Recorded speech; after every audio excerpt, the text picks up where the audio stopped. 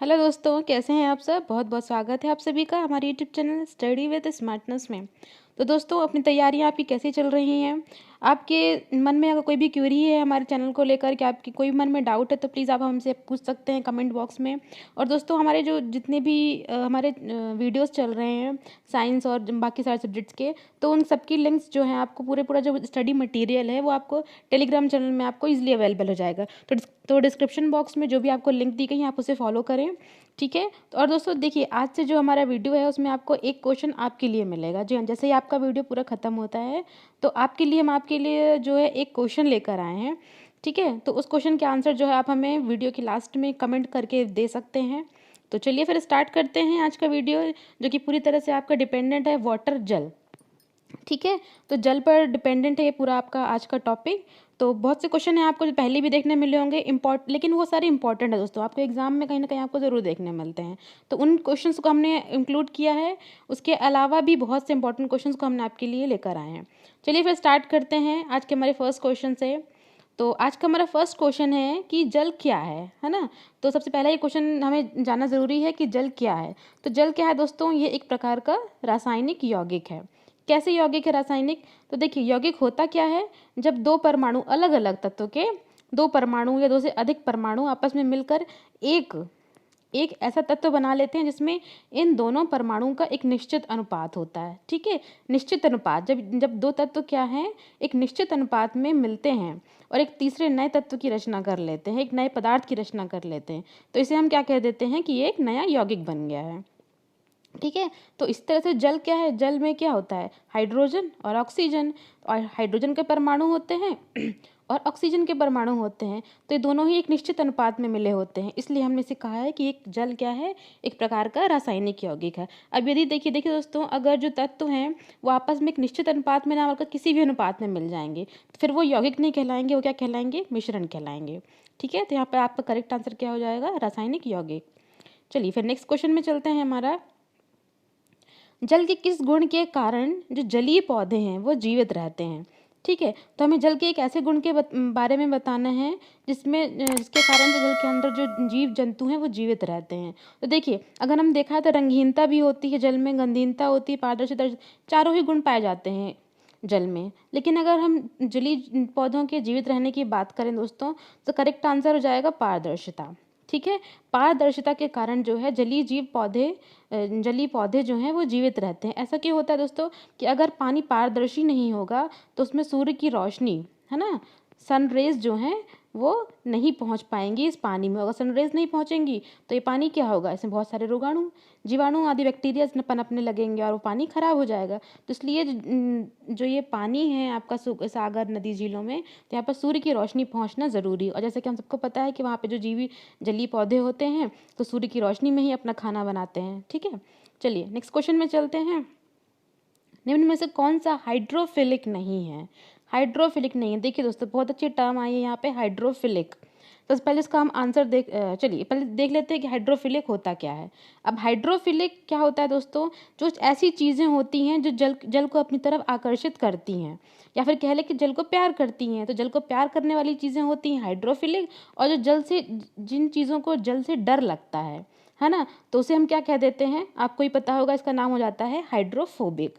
क्या हो जाता है, हाइड्रोफोबिक। तो जिस तरह से हाइड्रोफिलिक है उसी तरह से आपका हाइड्रोफोबिक, है ना। तो हाइड्रोफोबिक क्या है, एक तरह से हाइड्रोफिलिक का उल्टा नाम है, उल्टी मतलब क्या चाहिए, अपोजिट वर्ड है, ठीक है। तो इसका करेक्ट आंसर क्या हो जाएगा दोस्तों, कि हाइड्रोफिलिक नहीं है, मतलब कि ऐसी चीज़ें जो सॉरी जल से डरती नहीं है। तो वो क्या है, वसा और तेल ऐसी चीज़ें हैं जो हाइड्रोफोबिक हैं, हाइड्रोफिलिक नहीं होंगी तो क्या होंगी, हाइड्रोफोबिक। इसके अलावा देखिए दोस्तों, जो कार्बन डाइऑक्साइड, ऑक्सीजन, ध्यान से देखिएगा, इसमें भी से क्वेश्चन बन सकता है। कार्बन डाइऑक्साइड, ऑक्सीजन, अम्ल क्षार, प्रोटीन और डीएनए, ये सारी चीज़ें जो है हाइड्रोफिलिक हैं। हाइड्रोफिलिक है, इसका मतलब क्या है, ये जितनी भी चीज़ें अभी हमने बताई हैं आपकी, कार्बन डाइऑक्साइड, ऑक्सीजन और अम्ल क्षार और प्रोटीन डीएनए, तो ये आपकी जल में घुलनशील है, पूरी तरह से ये घुलनशील है, उसमें विलेय हैं, इसलिए इन्हें कहा जा रहा है कि ये हाइड्रोफिलिक है। लेकिन अब तेल और वसा में हम जैसा कि देखते हैं कि अगर तेल को हम किसी बीकर में पानी के ऊपर डाल देते हैं तो वो ऊपर ऊपर तैरने लगता है, मतलब कि पूरी तरह से जल में विलय नहीं है, इसलिए इन्हें हाइड्रोफोबिक की श्रेणी में रखा गया है, हाइड्रोफोबिक। और जो जल में विलय हैं पूरी तरह से उन्हें कहते हैं हम हाइड्रोफिलिक। ठीक है, आई होप आपको ये पसंद आया होगा ये क्वेश्चन। चलिए फिर नेक्स्ट क्वेश्चन में चलते हैं। और प्लीज़ दोस्तों चैनल को लाइक कमेंट कर दिया करिए, बहुत हमें मोटिवेशन मिलता है इससे। कमेंट करके हमें ज़रूर बता दिया करिए कि आपको कहीं दिक्कत हो रही है किसी चीज़ में, तो उसे आप कमेंट करके हमारे साथ शेयर कर सकते हैं, हम उस पर काम करेंगे। ठीक है, नेक्स्ट क्वेश्चन है हमारा फोर्थ। पृथ्वी पर उपलब्ध कुल पानी में से मीठा जल कितने प्रतिशत है? जैसा कि सबको पता है दोस्तों कि पृथ्वी पर अगर हम पूरे अर्थ सरफेस की बात करें तो हमारे 70% एरिया है वो पानी से घिरा हुआ है। ठीक है, 70% एरिया हमारे पानी से घिरा हुआ, लेकिन इस 70% में दोस्तों केवल 2.7% ही है जो मीठा जल है और जो हमारे पीने के योग्य है। ठीक है, तो मीठा जल की जो मात्रा है पृथ्वी पर वो केवल 2.7%, बहुत ही कम मात्रा है।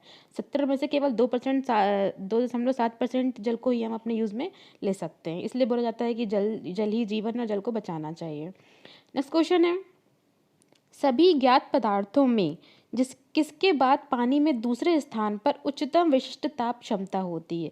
ध्यान से देखिएगा दोस्तों, ये क्वेश्चन क्या बोलना चाह रहा है कि जितने भी हमारे पास ज्ञात पदार्थ हैं उनमें जो पानी है वो दूसरे स्थान पर है जो जिसकी उच्चतम विशिष्ट ताप क्षमता होती है। तो हमसे पूछा जा रहा है कि फर्स्ट स्थान पर ऐसा कौन है जिसकी सबसे ज़्यादा उच्च विशिष्ट ताप होता है? तो इसका आंसर क्या है दोस्तों? इसका आंसर है आपका अमोनिया। अमोनिया की सबसे ज़्यादा उच्चतम विशिष्ट ताप होती है। अब ये विशिष्ट ताप होता क्या है दोस्तों? विशिष्ट ताप ऐसा होता है कि यदि हम किसी बीकर में पानी गर्म कर रहे हैं तो इस बीकर में जो भी आपका पहले से मान लीजिए अगर इसका 40 डिग्री आपका सेंटीग्रेड है, इसका तापमान है, और 40 से अगर 41 डिग्री हमें सेंटीग्रेड का तापमान पहुंचाना है, तो यहाँ से लेकर यहाँ तक पहुंचने में हमें कितनी अतिरिक्त ऊर्जा ऊष्मा की आवश्यकता हो रही है, ताप की आवश्यकता हो रही है, तो उसे ही हम उच्च विशिष्ट ताप कहते हैं। ठीक है, तो विशिष्ट ताप का इस तरह से समझ सकते हैं कि जो पानी होता है हमारा वो देर से गर्म होता है ना, क्योंकि उसमें उच्चतम विशिष्ट ताप है, मतलब ज़्यादा से ज़्यादा हमें उसकी हीट प्रोड्यूस करनी पड़ेगी, हीट देनी पड़ेगी ज़्यादा से ज़्यादा, तब जाकर वो उसका टेम्परेचर धीरे धीरे बढ़ेगा। तो जो पानी होता है वो दोस्तों देर से गर्म होता है और देर तक गर्म रहता है। ध्यान रखिएगा दोनों टर्म, देर से गर्म हो रहा है पानी जल और देर तक गर्म रहता है, और इसी वजह से इसका यूज जो है सिकाई आदि में किया जाता है। जब मरीजों को जब हम सिकाई के लिए गर्म गर्म पानी की बोतलें अगर आदि देते हैं तो इसकी इसी विशिष्ट उच्चतम विशिष्ट ताप की जो इसकी प्रवृत्ति है, इसी वजह से हम पानी की बोतलें देते हैं। ठीक है, नेक्स्ट क्वेश्चन है हमारा, लगभग 4 डिग्री सेंटीग्रेड में जल अपने अधिकतम घनत्व तक पहुंचता है, तो यह व्यवहार और किस में देखा गया है? देखिए दोस्तों, हम सबको जानते हैं कि जो बर्फ होती है वो झीलों पर ऊपर तैरती रहती है ना, और उसका ताप अधिक होता है, जबकि झील के अंदर जो पानी होता है उसका ताप कम होता है, सॉरी ताप अधिक होता है, और ऊपर जो होता है ताप कम होता है सेंटीग्रेड। तो ये किसकी वजह से होता है? क्योंकि जो बर्फ़ का घनत्व होता है वो 4 डिग्री सेंटीग्रेड पर सबसे अधिक होता है, तो झीलों के ऊपर जो पानी है वो बर्फ़ तैरती रहती है, लेकिन उसके नीचे का पानी हल्का गर्म रहता है। तो ऐसी प्रवृत्ति जल के अलावा किस में और देखी गई है? तो देखो दोस्तों, जिसकी ऐसी प्रवृत्ति है वो पिघले हुए सिलिका में भी इस तरह की प्रवृत्ति देखी गई है। ठीक है, अच्छा क्वेश्चन है, याद रखिएगा। इस क्वेश्चन में चलते हैं, किस तिथि को हम वर्ल्ड वाटर डे के रूप में मनाते हैं दोस्तों? तो का आंसर आपको सबको पता होगा कि जो 22 अप्रैल है उसे हम वर्ल्ड वाटर डे के रूप में मनाते हैं। यहाँ पर 22 मार्च की डेट भी इंपॉर्टेंट है, क्यों? क्योंकि यहाँ पर हम जो 22 मार्च है उसको हम वर्ल्ड वाटर डे मनाते हैं। ठीक है, वर्ल्ड वाटर डे आपका 22 मार्च को। इसके अलावा जो 22 अप्रैल है वो है आपका क्या? अर्थ डे। ठीक है, अर्थ डे। उसके बाद 22 मई की अगर हम बात करें तो क्या है, ये अंतर्राष्ट्रीय जैव विविधता दिवस मनाया जाता है 22 मई को, अंतर्राष्ट्रीय जैव विविधता दिवस। और 22 दिसंबर ये बहुत इंपॉर्टेंट, क्योंकि ये राष्ट्रीय गणित दिवस के रूप में मनाते हैं। क्या? राष्ट्रीय गणित दिवस, मैथमेटिकल डे के रूप में इसे मनाते हैं। तो वर्ल्ड वाटर डे कब मनाते हैं हम? 22 मार्च को। की ओर चलते हैं। नेक्स्ट क्वेश्चन अच्छा है दोस्तों, ध्यान से देखिएगा। यहाँ पे पूछा जा रहा है कि कठोर जल या हार्ड वाटर में क्या नहीं होता है? तो सबसे पहले इसका आंसर देख लीजिए दोस्तों, जो हार्ड वाटर है उसमें क्या नहीं होता है? उसमें क्लोरीन नहीं पाया जाता है। जो हार्ड वाटर है उसमें क्लोरीन नहीं पाया जाता। तो क्या पाया जाता है दोस्तों? हार्ड वाटर को हम कहते किसको हैं? तो अगर सिंपल सी हम भाषा में इसकी मतलब समझें तो हार्ड वाटर ऐसा पानी होता है जो कि अगर हम साबुन आदि घोलते हैं तो उसमें झाग फेन नहीं देता है वो, है ना। आसानी से साबुन की से उसमें झाग नहीं उत्पन्न होता है। लेकिन थोड़ा सा रासायनिक भाषा में, केमिस्ट्री की भाषा में अगर हम देखें दोस्तों, तो हार्ड वाटर में कैल्शियम के बाइकार्बोनेट, दोस्तों ये जितने भी नाम मैं ले रही हूँ वो आप अच्छे से याद रखिएगा। क्वेश्चन जो होते हैं एग्जाम में यहीं से बनते हैं कि कठोर जल में ऐसा क्या पाया जाता है जिसकी वजह से हम उसे कठोर जल कहते हैं। तो कठोर जल में आपके कैल्शियम के बाइकार्बोनेट, मैग्नीशियम के बाइकार्बोनेट, कार्बोनेट, सल्फेट और नाइट्रेट, ये पूरी 6 चीज़ें पाई जाती हैं। ये 6 चीज़ों के ही नाम आपको एग्जाम में देखने मिलेंगे दोस्तों, तो याद कर लीजिएगा क्या क्या है इसमें। कैल्शियम मैग्नीशियम के बाइकार्बोनेट, उसके अलावा कार्बोनेट, सल्फेट और नाइट्रेट। ये जब ये अशुद्धियाँ होती हैं किसी भी जल में, तब हम उसे कहते हैं कि कठोर जल है। ठीक है, तो कठोर जल में क्या नहीं होता, इसका आंसर क्या हो जाएगा, क्लोरीन नहीं होता है। इस क्वेश्चन में चलते हैं, उसी से रिलेटेड हमारा नेक्स्ट क्वेश्चन है, अस्थायी कठोरता को कैसे दूर किया जाता है। अब देखिए दोस्तों, जो हमने ऊपर क्वेश्चन देखा था उसमें जो भी अपन ने 6 चीज़ें देखी थी, तो वो स्थायी कठोरता होती है, जिसमें भी वो 6 अशुद्धियाँ पाई जाती हैं, कैल्शियम मैग्नीशियम के बाइकार्बोनेट, कार्बोनेट, सल्फेट और नाइट्रेट। तो वो जिसमें भी जिस भी जल में वो 6 अशुद्धियाँ पाई जाएंगी तो वो स्थायी कठोरता है। लेकिन अगर हम अस्थायी कठोरता की, टेम्पररी हार्डनेस की बात करें, तो इसमें आपकी केवल कैल्शियम और मैग्नीशियम के कार्बोनेट पाए जाते हैं। ठीक है, जिस भी जल में कैल्शियम और मैग्नीशियम के कार्बोनेट पाए जाएंगे तो वो अस्थायी कठोर कहलाते हैं। तो इस तरह की कठोरता को हम किस तरह से दूर करते हैं, तो इस तरह की कठोरता को देखिए दोस्तों, या तो सिंपली आप जल को उबाल लेते हैं, चूना, लाइम आदि डालने से भी उसकी कठोरता को दूर किया जा सकता है। और सबसे मेन इंपॉर्टेंट यहाँ पे नाम है सोडियम कार्बोनेट। ठीक है, सोडियम कार्बोनेट यदि हम मिला देते हैं उस पानी में तो भी उस जल के जो है कठोर जल जो है मृदु बन जाता है। तो करेक्ट आंसर क्या हो जाएगा इस क्वेश्चन का, इसका आंसर होगा option D, all of the above. कि अस्थायी कठोरता कैसे दूर की जाती है, जल को उबालने से, चूना डालने से या फिर सोडियम कार्बोनेट मिलाने से। ठीक है दोस्तों, आई होप आपको अच्छे से क्लियर हो गया होगा। तो फिर नेक्स्ट क्वेश्चन चलते हैं। नेक्स्ट क्वेश्चन में भी देखिए उसी से रिलेटेड है आपका स्थायी कठोरता से। तो स्थायी कठोरता क्या होती है दोस्तों, जैसे कि हमने ऊपर बताया है, पूरी 6 चीज़ें अशुद्धियाँ उसमें शामिल होती है। अब क्योंकि ज़्यादा अशुद्धियाँ उसमें शामिल होंगी तो उसकी जो कठोरता दूर करने की जो विधि है वो भी थोड़ा सा बड़ी होगी, है ना। तो इस तरह की कठोरता को हम किन किन विधियों के द्वारा दूर कर सकते हैं। तो करेक्ट आंसर क्या है इसका, ऑल ऑफ दी अबव। कौन कौन से, सोडियम कार्बोनेट के द्वारा, परम्यूटेड विधि द्वारा, परम्यूटेड एक विधि होती है उसके द्वारा हम इसको दूर कर सकते हैं। इसके अलावा कार्बनिक आयनन विधि में विनिमय द्वारा और कैलगन द्वारा। तो यहाँ पर देखिए दोस्तों, 2 विधि जो इंपॉर्टेंट है पूछी जाती है, परम्यूटेड और कैलगन विधि। तो इन दोनों का आप नाम याद रखिएगा स्थायी कठोरता को दूर करने के लिए। ये चारों पाँचों जितनी विधियाँ हैं ये सारी यूज़ की जाती हैं। चलते हैं नेक्स्ट क्वेश्चन में। इजी क्वेश्चन है, जल का पीएच मान क्या होता है। तो सबको पता होना चाहिए जल का पीएच मान क्या होता है, 7 होता है। 7 क्यों होता है, क्योंकि जल ना तो अम्लीय होता है और ना तो क्षारीय होता है, उदासीन होता है। तो बीच में हमारे स्केल जो पीएच स्केल उसमें बीच में वैल्यू क्या होती है, 7 होती है। इसलिए जल का जो पीएच मान है 7 होता है क्योंकि वह उदासीन होता है। यहाँ पे शुद्ध जल की बात की जा रही है, ठीक है, शुद्ध जल का पीएच मान। नेक्स्ट क्वेश्चन है, भारी जल किसे कहते हैं। देखिए दोस्तों, लोग कठोर जल और मृदु जल, भारी जल में अक्सर कंफ्यूज जाते हैं कि भारी जल क्या है। तो भारी जल जल नहीं होता है, वो एक्चुअली होता क्या है, ये ड्यूटीरियम ऑक्साइड होता है। ड्यूटीरियम जिसे हम D2O के रूप में डिनोट करते हैं। ड्यूटीरियम ऑक्साइड क्या है, तो यहाँ पे देखिए ड्यूटीरियम, ट्रिटियम, प्रोटियम, ये क्या है दोस्तों, ये आपके हाइड्रोजन के समस्थानिक कहलाते हैं, आइसोटोप्स। ठीक है, जो हाइड्रोजन के आपके समस्थानिक है, ड्यूटीरियम, ट्रिटियम, प्रोटियम, तो उसी में से ड्यूटीरियम का जो ऑक्साइड होता है वो हमारा भारी जल कहलाता है। चलिए अगला क्वेश्चन देखते हैं। अगला क्वेश्चन, वर्तमान समय में भारत में कुल विद्युत का लगभग कितना प्रतिशत भाग जल विद्युत से प्राप्त किया जाता है। इंपॉर्टेंट क्वेश्चन है ये भी।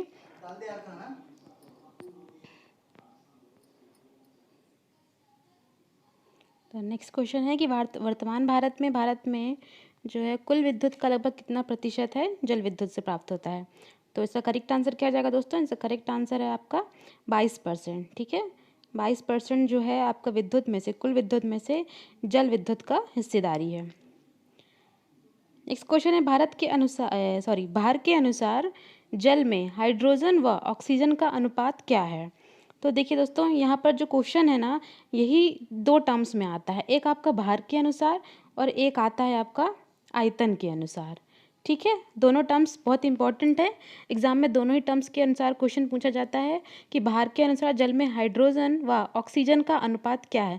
तो इस क्वेश्चन का आंसर क्या है दोस्तों? इस क्वेश्चन का आंसर आपका 1:8, 1:8। अब ये कैसे होता है 1:8? याद तो कर लिया अपन ने, हमें पता भी होना चाहिए। तो देखिए H2O में क्या होता है, हाइड्रोजन के 2 परमाणु होते हैं और हाइड्रोजन के एक परमाणु का अणुभार क्या होता है आपका? 1 होता है।